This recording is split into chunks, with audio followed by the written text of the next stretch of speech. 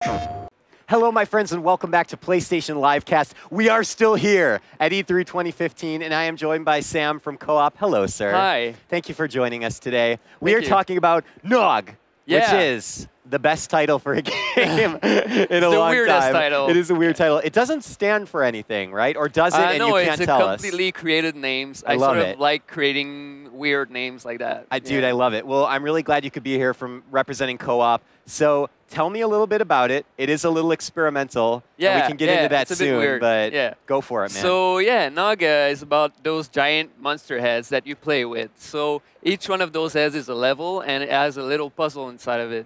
So you just like press things, move things around, and play with it. It's like a little toy.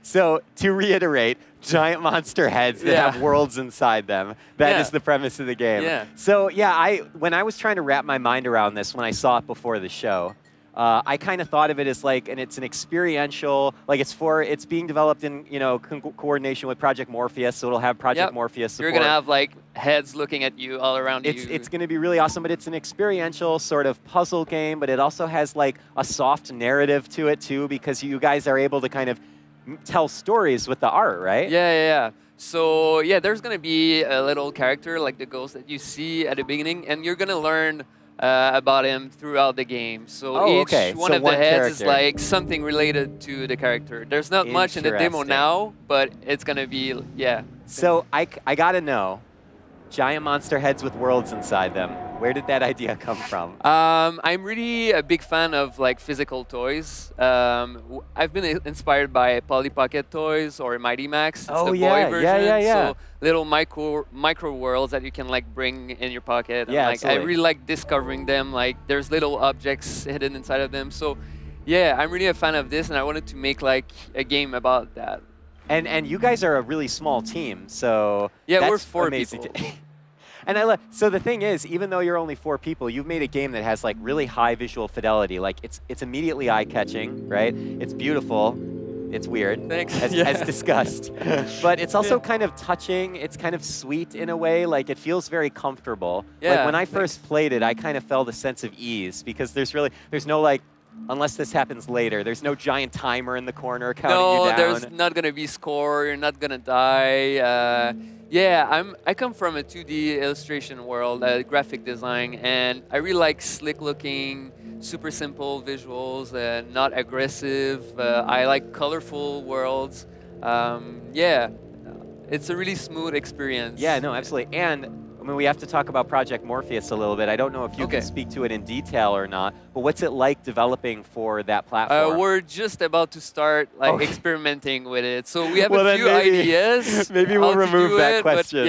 But but it's something you guys are interested in, right? Yeah, definitely. We've made things for VR before. We experimented a lot with it. So we're really excited to bring GNOG to Morpheus. So how do you guys mix sort of the interaction that players are having with these worlds, right?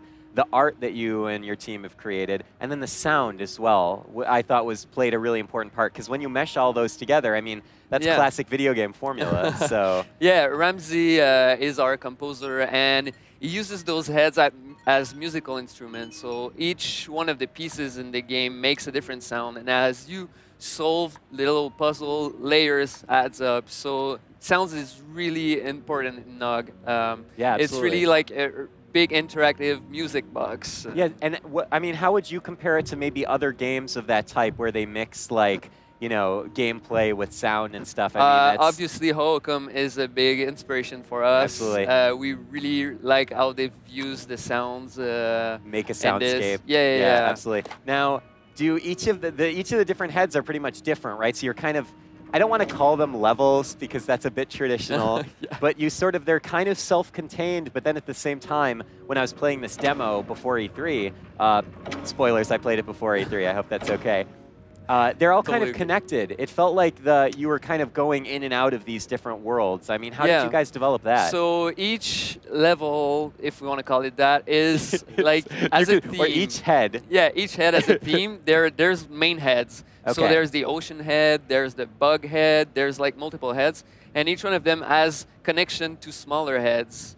and you need to find a relation between them. So if you play on a small head, you're going to see some changes appearing on the main head. Yeah. So that's how we design the world. It's like a big web of those heads connecting together. So if you don't mind kind of peeling back the curtain a little bit and sharing, when you guys, like say you sit down, you're like, okay, we want to design one of the new heads for the game.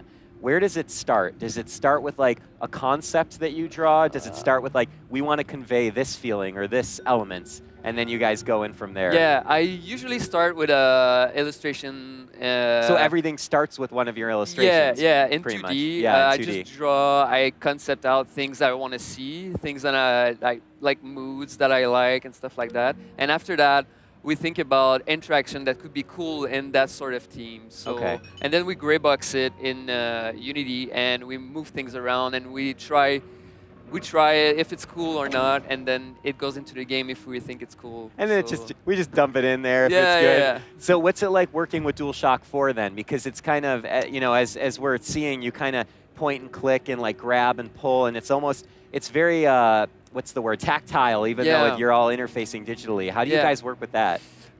It's a bit complicated now. Like, we want to make, there's no tutorial yet in the demo, but we want to make it obvious that you need to drag things with the joystick. Yeah. We really like the controller and how we can... Thank you. Like, yeah. It feels great in the hands. And yeah, so we wanted to, like, you drag stuff with the joystick and move things around. So that's basically your main interaction, like X and the joystick.